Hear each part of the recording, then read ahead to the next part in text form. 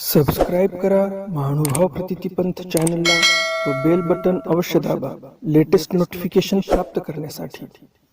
दंडवत प्रणाम। जय श्री कृष्ण। लीळा चरित्राच्या आजच्या ज्ञान सत्रामध्ये आपण एकंदरीत 9 चरित्र पाहणार आहोत, ज्यामध्ये पहिलं चरित्र आहे मृत्यपती भार्ये विकार ज्ञान। ज्या स्त्रियेचा पती मेलेला आहे तिच्या विकाराविषयी देव निरूपण करतात। दुसरं चरित्र आजच्या या ज्ञान सत्रातील अत्यंत महत्त्वपूर्ण आहे। दुसऱ्या चरित्रामध्ये स्वामी सांगणार आहेत दुसऱ्या ब्रह्मांडातील व्यवस्था कशी आहे, तिथे माणसं कशी असतात, त्यांची राहणीमान कशी आहे, काय विलक्षणता आहे तिथे, हे सर्व देव निरूपण करतात। थोडक्यात सांगायला गेलं आताच्या भाषेमध्ये तर देव एलियन विषयी माहिती सांगतात। आताच्या काळामध्ये दुसऱ्या ग्रहावरचा जर व्यक्ती इकडे आला तर त्याला एलियन असं म्हणतात। आपण बऱ्याच वेळा बातम्या ऐकल्याही असतील की विशिष्ट या देशामध्ये तबकडी दिसली, ज्याला एलियनचं विमान म्हणतात। आपल्या इकडे आपण तबकडी म्हणतो, आकाशामध्ये गोल गोल फिरताना दिसते ते। विदेशामध्ये दिसतात आणि ते म्हणतात की एलियन्स आहेत, ते एलियन्सचं प्लेन आहे। आणि अमेरिकेमध्ये तर एलियन पकडलेले आहेत असंही कधी कधी बातम्यामध्ये आपल्याला ऐकायला मिळते, पाहायला मिळते। त्यांनी विशिष्ट ठिकाणी सेक्टर 51 असं काहीतरी त्या एरियाचं नाव आहे, तिथे त्यावर संशोधनं चालू आहेत, असं चालू आहे, तसं चालू आहे, असं आपण बऱ्याच बातम्यामध्ये पाहिलेही असेल। तर अमेरिका असेल किंवा युरोपियन देश असतील ते आता म्हणतात की एलियन्स असतात, परग्रहवासी असतात, ते इकडे येतात कधी मधी पृथ्वीला पाहण्यासाठी। हे झाली आताची गोष्ट, परंतु स्वामींनी 800 वर्षापूर्वी ते आपल्याला सांगितलेलं आहे की एलियन्स कसे असतात, कोण्या ग्रहावरचे, कोण्या ब्रह्मांडामधले एलियन्स कसे आहेत, त्यांची वेशभूषा कशी आहे किंवा त्यांचं रूप कसं आहे, हे सर्व देव सांगतात। आणि त्यामुळे आजचा व्हिडिओ खूपच महत्त्वपूर्ण असणार आहे आणि म्हणून आजचा व्हिडिओ शेवटपर्यंत पहा। आजच्या ज्ञानसत्रातील तिसरे चरित्र आहे महादाईचा प्रश्ने त्याग फळानुवादू। चौथं चरित्र आहे सीता सौंदर्यानुवादू। पाचवं चरित्र आहे भोजया पातलेपण निषेध। स्वामींनी भोजयाला निरूपण केलं, पातलेपणाचा निषेध केला। नेमकं काय आहे पातलेपणा ते आपण पाहणारच आहोत। आबाईचा प्रश्ने देहांत दुःख निरूपण। देहांत होत असताना किती दुःख होते या जीवाला, त्याविषयी देव निरूपण करतात आबाईसांना। वस्त्र संख्या निरूपण, वस्त्र किती असावं, संन्यासी माणसांचं वस्त्र किती असावं त्या संदर्भामध्ये देव सांगतात। दायंबा गीत श्रवणी रवळया निर्वंशू कथन। दायंबांनी गीत म्हटलं, स्वामींनी रवळ्याचा निर्वंश होईल असं कथन केलं।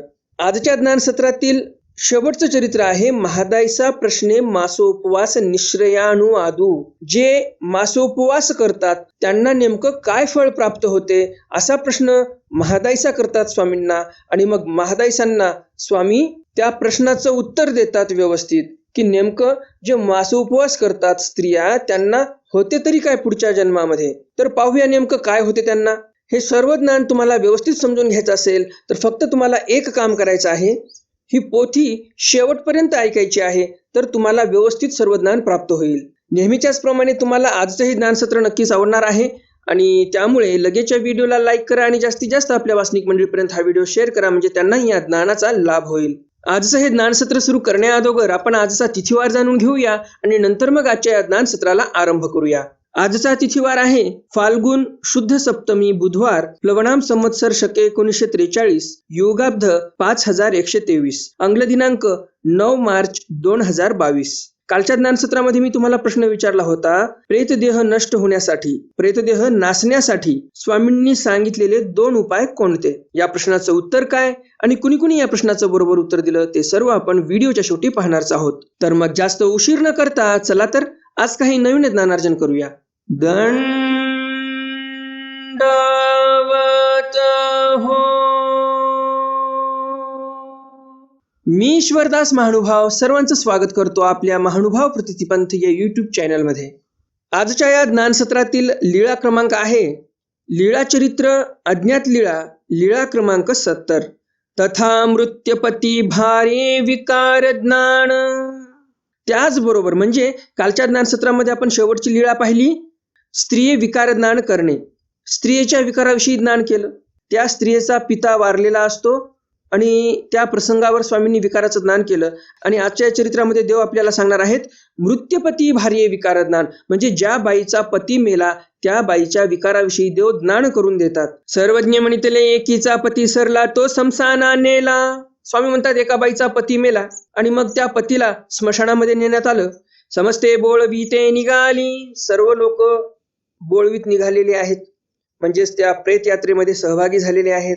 तयांतु तयाची स्त्री ही आपण पेन संभाळीत निघाली. मग त्या माणसाची जी बायको होती ती पण त्या प्रेत यात्रेमध्ये निघालेली आहे, रडत पडत, हात पाय आदळत, हंबरडा फोडत चालू आहे मार्गक्रमण त्या स्मशानाकडे. त्या बाईचं पण तो पहिला कडवणी तेचा मैत्र आला, त्या बाईचा मित्र पलीकडनं आला आणि लाजली ती बाई.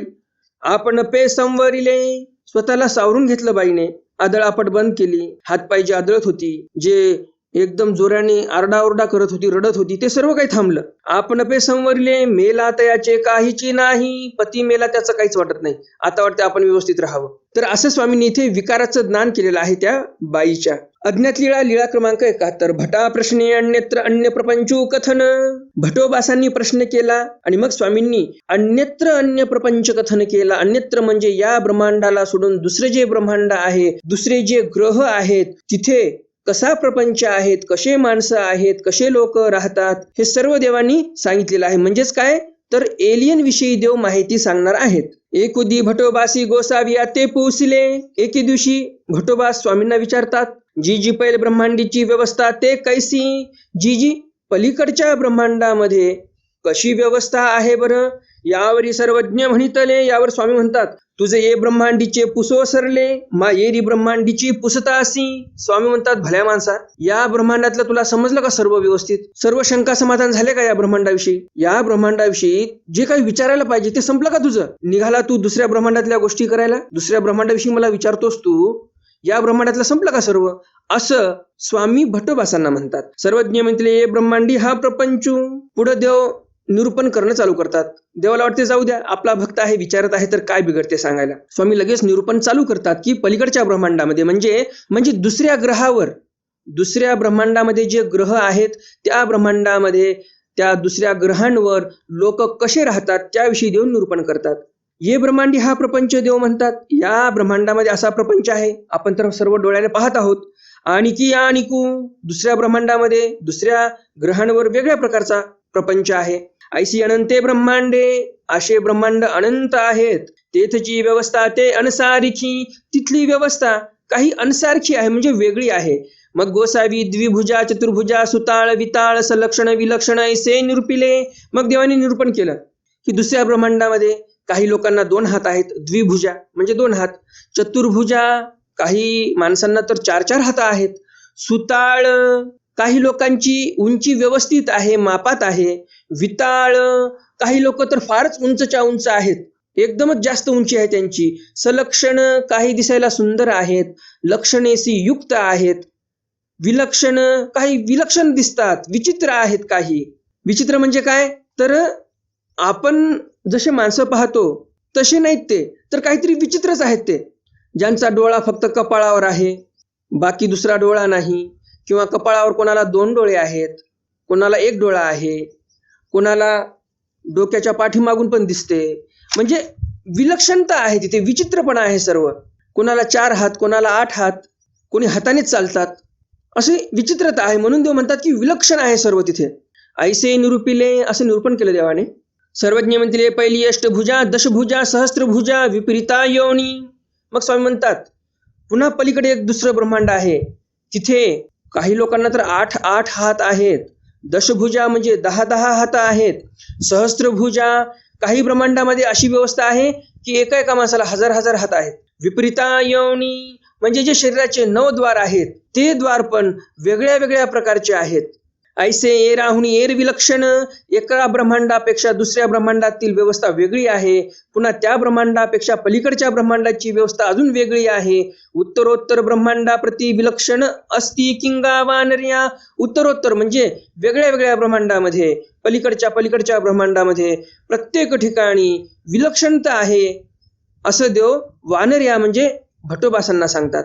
जी जी हे गोवी मी काही परिसेची ना, हे जे काय गुंतागुंत तुम्ही सांगितलेली आहे मला, हे काय मला समजलेली नाही, फार किचकट प्रकार दिसतो मला हा, व्यवस्थित मी ऐकूच शकलो नाही, हे समजण्याचं तर दूरच राहिलं. यावरी सर्वज्ञ म्हणितले आता तव ऐसे घ्या. स्वामी म्हणतात आता तव ऐसे घ्या, आताच एवढं ऐकून घ्या. घोका, आम्ही जे तुम्हाला सांगितलं ते घोका म्हणजे पाठ करा. मग काळे करुणी उमटेल किंगा, मग काळांतराने तुम्हाला ते व्यवस्थित समजेल. यावरी भटी पुसिले, यावर भटोबास पुन्हा प्रश्न करतात. जी जी गोसावी जे जे वचने वाक्य निरूपिली तया माझी अर्थू उमटेना. भटोबास म्हणतात, जी जी स्वामींनी जे काही मला निरूपण केलं, जे काही वचन सांगितले त्यांचा अर्थच मला उमटत नाही, समजत नाही. तरी कैसे करावे जी, तर मग कसं करावं? तेने विन सिद्धांत न कळे. आणि जर वचनच समजले नाही तर सिद्धांत कसा कळेल बरं? आणि म्हणून वचन समजणं तर महत्वाचं आहे, अर्थ समजणं महत्वाचं आहे. सर्वज्ञ म्हणितले, यावर स्वामी म्हणतात, अर्थू तो प्रकरण वशे प्रकरणे अर्थ विनियोजकू अर्थी दृष्टांत दीजे तेने उमटे गा हो काजी अंक. यावर देव म्हणतात की अर्थ तो प्रकरण वशे. भटोबासांनी प्रश्न केला की मला वचन समजत नाही, त्यांचा अर्थ समजत नाही, मग करावं तरी काय मी? देव म्हणतात भटोबासांना की अर्थ जो आहे तो प्रकरणवशे आहे. म्हणजे प्रकरणवशाला पाहायचं, म्हणजे तुम्हाला अर्थ व्यवस्थित समजेल त्या वाक्याचा. प्रकरणवश कशाला म्हणतात? ज्या लीळेमध्ये जे सूत्र आलेलं आहे ती लीळा समजावून घ्यायची व्यवस्थित. जे वचन ज्या लीळेमध्ये आलेले आहेत त्या वचनाचा ती लीळा म्हणजे प्रकरणवश आहे. तर ते वचन समजून घेण्यासाठी त्या वचनाची जे पूर्वपीठिका आहे ते समजून घेणं आवश्यक असते. आणि पूर्वपीठिका आपल्याला कुठे समजेल? तर लीळेमध्ये समजेल. त्या लीळेमध्ये काय प्रसंग होता, काय प्रकरण होतं, काय प्रश्न केला भटोबासांनी, मग त्या प्रसंगावर मग स्वामींनी कसं निरूपण केलं. ज्यावेळेस ते लीळा तुम्हाला समजेल मग त्या वचनाचाही अर्थ तुम्हाला चांगला समजेल, असं देव म्हणतात. पुढे देव म्हणतात, प्रकरणे अर्थ विनियोजकू. आणि या प्रकरण वशातील तुम्हाला ज्यावेळेस एकदा अर्थ समजला, पूर्वपीठिका समजली की बरोबर तुम्हाला तो अर्थही समजेल. अर्थ विनियोजकू म्हणजे तोच खरा अर्थ तुम्हाला व्यवस्थित समजेल आणि तोच खरा अर्थ आहे. योग्य असा अर्थ तुम्हाला त्या लीळेतून समजेल जर प्रकरणच तुम्ही ध्यानात धरलं तर. अर्थी दृष्टांत दीजे. आणि पुढं अजून सविस्तर समजण्यासाठी त्या वचनाच्या अर्थावर एखादा दृष्टांत द्यायचा. जे काही आपल्या शास्त्रामध्ये वेगळे वेगळे दृष्टांत आलेले आहेत त्या दृष्टांतातून आपल्याला चांगला सिद्धांत समजतो. आणि तुम्हालाही माहितीच आहे, स्वामींनी वचन निरूपण करत असताना एखाद्या वेळेस बाईसांना काही समजलं नाही, महादेसांना काही समजलं नाही, भटोबासांना काही समजलं नाही, तर स्वामी काय करायचे? तर दृष्टांत द्यायचे आणि दृष्टांत दिल्यानंतर लगेच समजून जायचा अर्थ. आणि म्हणून देव म्हणतात की अर्थी दृष्टांत दीजे, म्हणजे व्यवस्थित समजून जाते अर्थ. तेने उमटेगा. आणि मग अर्थ अशा प्रकारे उमटतो म्हणजे समजतो की पुन्हा माणूस कधी विसरत नाही. आणि असे अर्थ तुम्हालाही समजावे म्हणून कुठे काही अवघड अर्थ असेल तर मी तुम्हाला लगेच एखादा उदाहरण देतो आताच्या काळातील, म्हणजे तुम्हाला अर्थ व्यवस्थित समजतो. मी आतापर्यंत एकही असा किचकट विषय सोडला नाही की तुम्हाला तो समजला नसेल. एखादा किचकट विषय आलाच तर मी लगेच तुम्हाला उदाहरण देतो आणि व्यवस्थित तुम्हाला ते समजून जाते. मग तर हे प्रॅक्टिकली आपण अनुभवलेलं आहे देवाचं म्हणलेलं, बरोबर की नाही? आणि म्हणून दृष्टांताला फार महत्व असते. आणि देवाने असं निरूपण केलं आणि मग भटोबास म्हणतात, हो का जी? भटोबास म्हणतात, ठीक आहे. अज्ञात लीळा, लीळा क्रमांक 72. महादायचा प्रश्ने त्याग फळानुवादू. महादायसांनी प्रश्न केला आणि त्या प्रसंगावर स्वामींनी त्याग फळाविषयी अनुवाद केलेला आहे. एकुदी महादायसी पोसिले. एके दिवशी महादायसा विचारतात, जी जी गोसावी अखंड त्यागू करा म्हणतात ती. महादायसा म्हणतात, जी जी तुम्ही मला सांगता किंवा सर्वांना सांगता की अखंड त्याग करा, त्याग करा, त्याग करा. तरी त्यागू तो कैसा जी? त्याग कसा करायला पाहिजे? सर्वज्ञ म्हणतील, एकू राज्य सांडी एका ते काहीची नाही. जेवावया वेळणी नाही, पाणी प्यावया गाडुगा नाही. वेळणी जया ते असे तो वेळणी सांडी आणि एकू राज्य सांडी दोही त्यागाचे गोमटे सारिखेची. खूपच सुंदर निरूपण करतात देव इथे.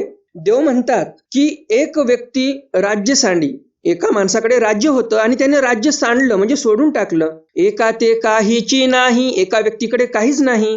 जेवावया वेळणी नाही, जेवणासाठी थाळा पण नाही. पाणी प्यावया गाडुगा नाही, पाणी पितो म्हटलं तर मातीचं गाडगही नाही त्याच्याजवळ. वेळणी जया ते असे तो वेळणी सांडी.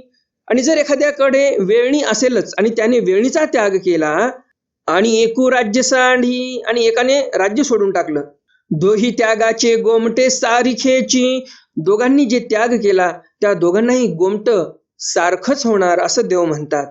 सारखीची ममता. कारण काय त्यामागचं? दोघांनाही गोमट सारखं होते त्यामागचं कारण काय?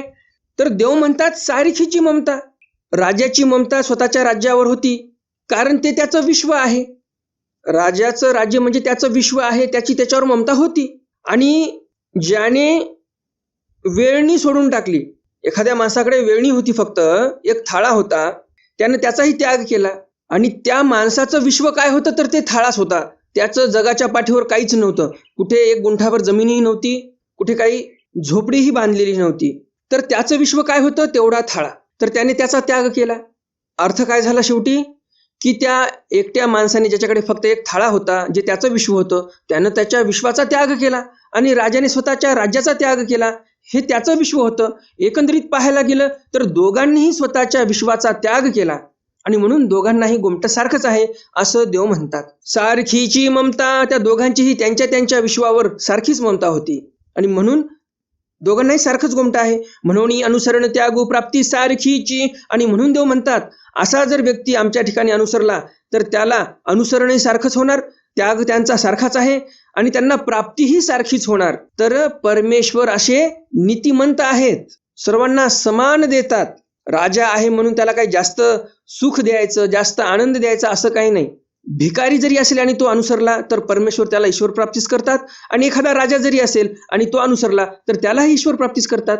ज्याप्रमाणे आई स्वतःच्या लेकरावर समान माया करते, दोघांचाही समान लाड करते, त्याचप्रमाणे परमेश्वरही या जीवांना समान ईश्वर प्राप्ती करून देतात. अज्ञात लीळा, लीळा क्रमांक 73. सीता सौंदर्य अनुवादू. स्वामींनी सीतेच्या सौंदर्याविषयी अनुवाद केलेला आहे. एकोदी प्रसंगे सर्वज्ञ म्हटले सीतेचे 7 ताळ रूप दिसे. एके दिवशी स्वामी सीतेच्या रूपाविषयी माहिती सांगतात भक्तजनांना. सीतेचं रूप 7 ताळ रूप दिसे म्हणजे काय? तर सीता ही दिसायला सुंदर दिसायची आणि उंची तर तिची एवढी होती की आपण तिला पाहूही शकणार नाही पूर्ण, एवढी उंच होती त्रेतायुगामध्ये सीता. तव महादायसी पुसले जी यसनी रूपे कैसी जी. एवढी सुंदर कस काय बरं ती? सर्वज्ञ म्हणतील बाई त्रेती सीतेचे ठाण कडवल मडवल साकार. तिचे नी काणे हुनी गुडरीला हाती जाय. स्वामी म्हणतात बाई त्रेतायुगामध्ये सीता ही फारच उंच होती. कडवलं म्हणजे व्यवस्थित होती, मडवलं म्हणजे नीटनेटकेपणा होता, दिसायला सुंदर होती. साकार, तिच्या शरीराचा आकारही व्यवस्थित होता आणि तिच्या काणीहुनी गुडरीला हाती जाय. कलियुगातील हाती जो आहे, मोठ्यातला मोठा हाती, व्यवस्थित त्याच्यावर अंबारी लावल्यानंतर सजवल्यानंतर तो हत्ती जर सीतेच्या कानात सोडला तर तो हत्ती त्या सीतेच्या कानामध्ये व्यवस्थित मस्त फिरून येईल, एवढा कान त्या सीतेचा मोठा होता. ऐसी ते सीता सुंदर, अशी ते सीता सुंदर होती, मोठी होती, उंच होती. अज्ञात लीळा, लीळा क्रमांक 74. भोजया पातले पण निषेधू. गावी एकी गोसाव्यासी अवस्था नसे तेथची दायंबाही होते. एका गावामध्ये देव थांबलेले होते, त्याच गावामध्ये दायंबाही होते. परिवेळेचे गोसाव्याच्या दर्शनाने येती. स्वामींचा पूजावसर असेल त्यावेळेला जावं, स्वामींचं दर्शन घ्यावं, पाया पडावं, दंडवत घालावे, काही वेळ बसावं, नंतर निघून जावं. असं काही वेळचं वेळेला स्वामींच्या दर्शनाला यावं, तर तसं काही दायंबा करत नव्हते. मग एकोदी दर्शना आले. एके दिवशी असेच आले दर्शनाला हिंडता हिंडता. दंडवत घातले, श्रीचरणा लागले, स्वामींना साष्टांग दंडवत घातले, त्यांनी पाया पडले. सर्वज्ञ म्हणतील येथ असोनी येथीच्या दर्शनाने याते काय. स्वामी म्हणतात याच गावात आहात तुम्ही, परंतु आमच्या दर्शनाला नाही आले तुम्ही. असं कशामुळे बरं? दायंबा उगेची. दायंबा काहीच बोलत नाहीत, गप्प बसतात. बोलती ना. मग सर्वज्ञ म्हणितले. स्वामी म्हणतात पातळेपणे येथीची अवज्ञा घडे तो येथ नसी जे की गा भोजया. स्वामी म्हणतात भोजया, एवढं पातले पण तुमच्या ठिकाणी आलेलं आहे आमच्या ठिकाणी की तुम्ही आमच्या दर्शनालाही येत नाही. तर असं पातले पण येईपर्यंत इथं थांबूच नाही, उगच तुम्हाला पाप, असं देव तिथे निरूपण करतात दायंबाला, म्हणजेच भोजयाला. अज्ञात लीळा, लीळा क्रमांक 75. आबाई प्रश्ने देहांत दुःख निरूपण. आबाईसांनी प्रश्न केला आणि स्वामींनी त्या देहांत दुःखाविषयी निरूपण केलेलं आहे. मागच्या चरित्रामध्ये जे आपण पाहिलं, दायंबाला देवाने निरूपण केलं. पातले पण येत असेल तर इथे थांबू नये. तर हे फक्त देवापाशीच लागू होते का? नाही. तुम्ही कुठे स्थानापतीपाशी गेलात, कोण्या आश्रमात गेलात, मार्गात गेलात, तर तुमची श्रद्धा आहे तोपर्यंत तिथं असावं. तुमच्या मनामध्ये पातले पण येत असेल, तुमच्याकडून हेळसांड होत असेल त्या अधिकरणाची, त्या स्थानाची, त्या मार्गाची, मार्ग मंडळीची, तर तिथे थांबू नये. तिथे राहून तुम्ही पुण्य नाही कमवत तर पाप कमवत आहात. आणि म्हणून देव म्हणतात पातले पण यायच्या अगोदर आपण निघून जावं. आता आपल्या मूळ विषयाकडे येऊया. एकोदी आबाईसी गोसाबिया ते पुसले जी जी हा जीव अतिवाहिकी यंत्री घालून नेई जे ते कैसे जी. आबाईसा एके दिवशी स्वामींना प्रश्न विचारतात की जी जी या जीवाला अतिवाहिके नावाच्या यंत्रामध्ये घालून नेतात ते कसं काय बरं? सर्वज्ञ म्हणितले. यावर स्वामी म्हणतात ते तिये द्वारी ओढवीती. स्वामी म्हणतात ज्यावेळेस हा जीव मरायला लागतो, शेवटची घटिका आलेली आहे, त्यावेळेस यमदूत काय करतात, जे आपल्या या शरीराचे नवद्वार आहेत त्या नवद्वारापैकी एका द्वारातून या जीवाला ओढून काढतात. ते द्वारे ओढून काढतात. जी तरी हा जीव काढिता काही दुःख होत असे जी. मग आबाईचा प्रश्न करतात, जी या जीवाला या शरीरातून काढत असताना या जीवाला काही दुःख होते का? सर्वज्ञ म्हटले, तरी काही बाई हा नखाग्रापासून केशाग्र वेरी अवघा ठाई ववला पवला असे. स्वामी म्हणतात, तरी काही बाई म्हणजे हे काय सांगणं झालं का? नक्कीच दुःख होणार या जीवाला. कशामुळे या जीवाला दुःख होणार? हा नखाग्रापासून केशाग्रावेरी अवघा ठाई ववला पवला असे. स्वामी म्हणतात की हा जो जीव आहे तो नखाग्रापासून, हे जे पायाचं नख आहे या पायाच्या नखाच्या अग्रभागापासून म्हणजे टोकापासून ते केशाग्रवेरी म्हणजे या केसाचा जो अग्रभाग आहे, आपल्या डोक्याचे जे केश आहेत त्या केसाचा अग्रभाग म्हणजे त्या केसाचं शेवटचं टोक तिथपर्यंत हा जीव ववला पवल्या गेलेला आहे. म्हणजे पूर्ण या शरीरामध्ये हा जीव सामावलेला आहे. आणि मग साहजिकच आहे की हा जीव ओढून काढत असताना या शरीरातून त्याला दुःख होणारच. तो काढिता सता सहस्रा विंचुवांची पीडा एका सर्पाची होय, ऐशी सता सहस्रा सर्पाची पीडा ते एकी देहावसानी जीवासी होय. आणि या बाईसे कांटळली. किती दुःख होते देव सांगतात. देव म्हणतात, बाई यमदूत ज्या वेळेस या शरीरातून या जीवाला बाहेर काढतात त्यावेळेस सता सहस्रा विंचुवांची वेदना एका सापाची असते. आणि सता सहस्रा सापाची पीडा, शेकडो हजारो सापाची पीडा म्हणजे एकदम विषारी असा साप, एक नाही दोन नाही तर शेकडो हजार साप चावले जणू काही या शरीरावर. एवढी पीडा मरत असताना या जीवाला होते. देहावसानी म्हणजे काय, मरत असताना या जीवाला तेवढी पीडा होते. आणि मग हे ऐकून आभैसा दुःखिस्त होतात, व्यथित होतात. तुम्ही विचार करा, एक विंचू चावला तर किती वेदना देतो तो विंचू. आणि देव म्हणतात की 1000 विंचू चावल्यानंतर एका सापा एवढी पीडा होते. म्हणजे एक सर्पदंश झाल्यावर एक विषारी साप जर चावला तर तेवढी पीडा होते. 1000 विंचू चावले तेवढी पीडा एक विषारी साप चावल्यानंतर होते असं देव म्हणतात. आणि असे हजारो साप चावल्यानंतर जेवढी पीडा होते तेवढी पीडा देहावसान होत असताना म्हणजे माणूस मरत असताना होते असं देव सांगतात. मग सांगा तुम्ही, आबाईसा दुःखिस्त नाही होणार तर काय? आपल्यालाही दुःख होतच आहे. किती भयंकर दुःख असेल ते. असं दुःख आपण ह्यापूर्वी पण कितीतरी जन्मामध्ये भोगलेलं आहे. तरी पण आपल्याला अक्कल आली नाही की आपण देवाचा ध्यास करावा, देवाचं ध्यान करावं, देवाचं स्मरण करावं, लवकरात लवकर प्रपंच सोडून ईश्वर प्राप्ती करून घ्यावी किंवा ईश्वरासाठी अनुसरावं. अजूनही आपल्याला ते समजलेलं नाही. आणि हा जगातील खरा आजोबा आहे असं म्हणावं लागेल की एवढं सर्व असतानाही या जीवाला अजूनही समजलेलं नाही, अजूनही प्रपंचच गोड वाटतो.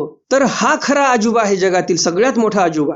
हे लोक म्हणतात या जगामध्ये 7 अजुबे आहेत, अमके अजुबे आहेत, तमके अजुबे आहेत. ते काही अजुबे वगैरे नाहीत. खरा आजोबा आपण आहोत की नाही सांगा तुम्हीच. सर्व आपल्याला माहिती आहे.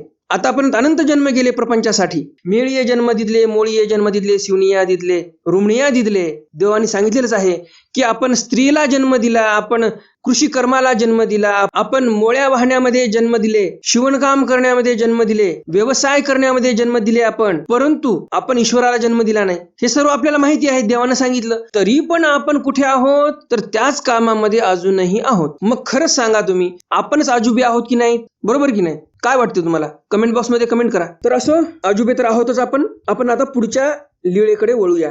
अज्ञात लीळा, लीळा क्रमांक 76. वस्त्रसंख्या निरूपण. वस्त्रसंख्येविषयी देव निरूपण करतात.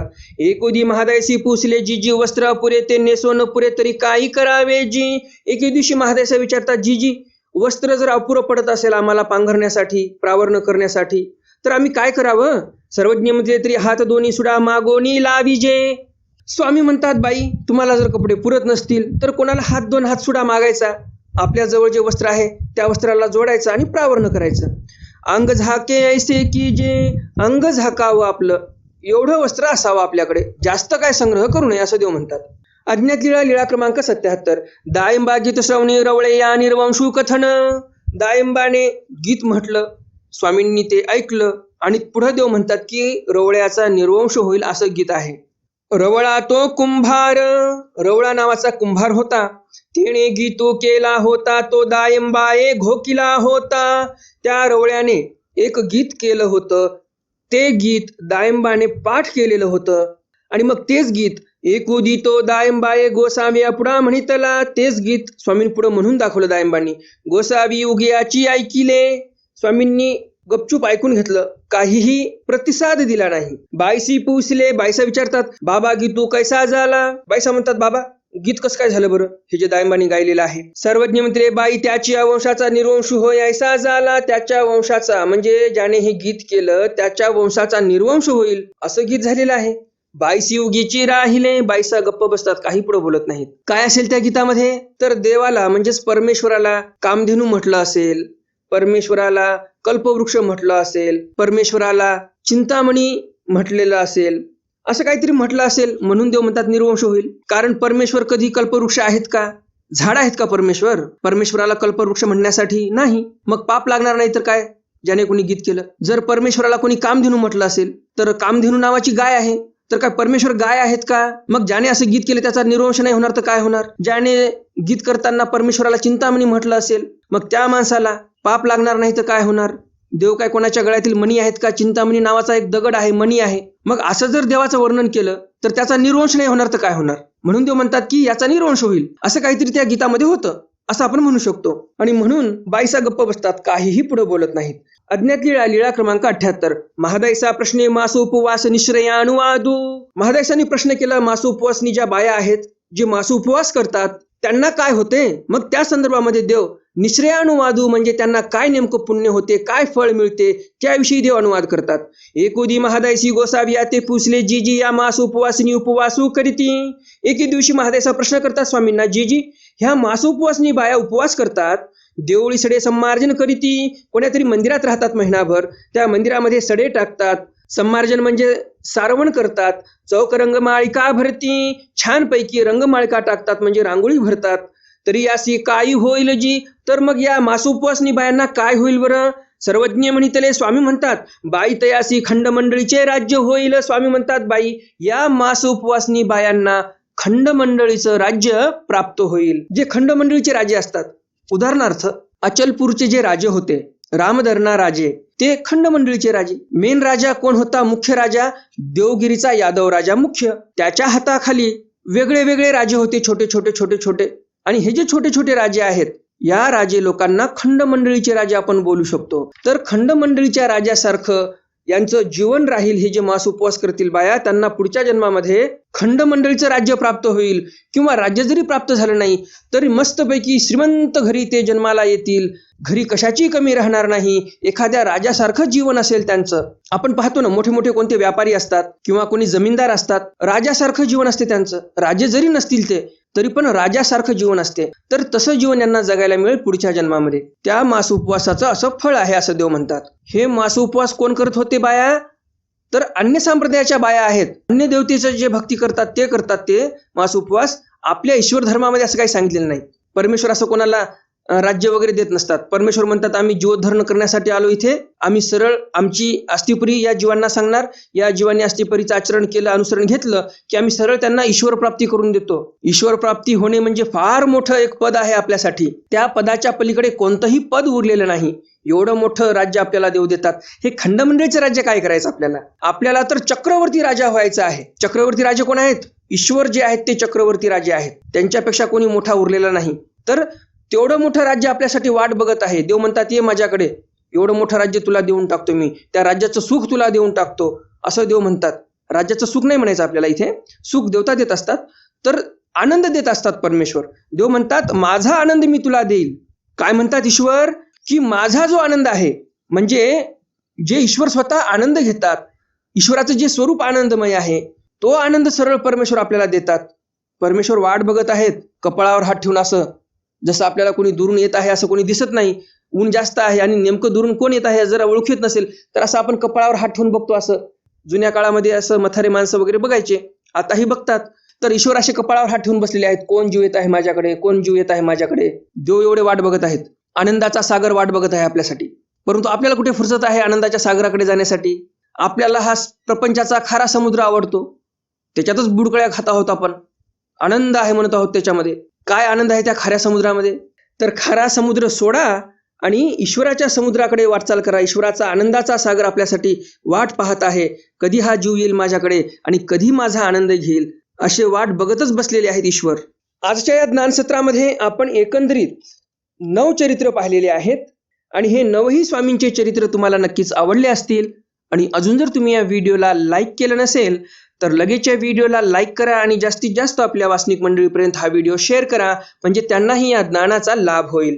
आजच्या ज्ञान सत्रातील प्रश्न आहे, स्वामींनी भोजेयाला म्हणजेच दायंबाला सांगितलं की पातलेपणे येथची अवज्ञा घडेतो नसिजे की गा भोजेया, तुमच्या मनामध्ये पातलेपण येईपर्यंत इथे राहू नये असं देव म्हणतात दायंबाला. तर हे वाक्य आपल्यासाठी कसं महत्वाचं आहे, या वाक्यातून आपण काय शिकवण घेतली पाहिजे, हा आजच्या ज्ञान सत्रातील प्रश्न आहे. आता पाहूयात आपण कालच्या ज्ञान सत्रातील प्रश्न, त्याचं उत्तर आणि कुणी कुणी त्या प्रश्नाचं बरोबर उत्तर दिलं त्या सर्व वासनिक मंडळींची नावं. कालच्या ज्ञान सत्रामध्ये मी तुम्हाला प्रश्न विचारला होता, स्वामींनी प्रेतदेह किंवा प्रतिदेह हे नष्ट होण्यासाठी 2 उपाय सांगितले होते, ते उपाय कोणते? जसं मी म्हटलं की प्रेतदेह किंवा प्रतिदेह. तुमच्या मनामध्ये कन्फ्युजन होत असेल की प्रेतदेह आणि प्रतिदेह शब्द थोडे वेगळे वाटतात, तर काय अर्थ वेगळा आहे का? अर्थ एकच आहे. प्रेतदेह म्हणजे पण सेंगलोकातील ते जे भांड बसलेलं आहे तयार होऊन त्याच्यामध्ये जाऊन नरक भोगणे, आणि प्रतिदेह म्हणजे पण तेच नरक भोगणे. आता नेमकं प्रतिदेह या शब्दाचा अर्थ काय ते तुम्हाला सांगतो, शब्दशः अर्थ सांगतो, म्हणजे तुम्हाला असा काही अर्थ पाठ होऊन जाईल की ते कधी विसरणारच नाही. प्रतिदेह म्हणजे काय? एक उदाहरण देतो छोटंसं लगेच. छत्रपती शिवाजी महाराजांच्या काळामध्ये हिंदवी स्वराज्याचे प्रति शिवाजी असं नेताजी पालकरांना म्हणायचे. नांदेड जिल्ह्यामध्ये तामसा नावाचं गाव आहे, तालुका हदगाव, जिल्हा नांदेड. त्या गावचे हे नेताजी पालकर होते. जे हिंदवी स्वराज्याचे प्रति शिवाजी ज्यांना म्हणायचे ते नेताजी पालकर तामसा या गावचे होते. तर हे नेताजी पालकर यांना प्रति शिवाजी म्हणायचे हिंदवी स्वराज्याचे. म्हणजे काय? छत्रपती शिवाजी महाराज हे तर आहेतच, परंतु प्रति शिवाजी म्हणजे शिवाजी महाराजांच्या नंतर जर कोणी कर्तबगार असेल, पराक्रमी असेल तर ते नेताजी पालकर होते, आणि म्हणून प्रति शिवाजी असं म्हणायचे. युद्धनीतीमध्ये फार निपुण, तलवारबाजीमध्ये फार निपुण असे ते नेताजी पालकर होते, आणि म्हणून त्यांना प्रति शिवाजी असं म्हणायचे.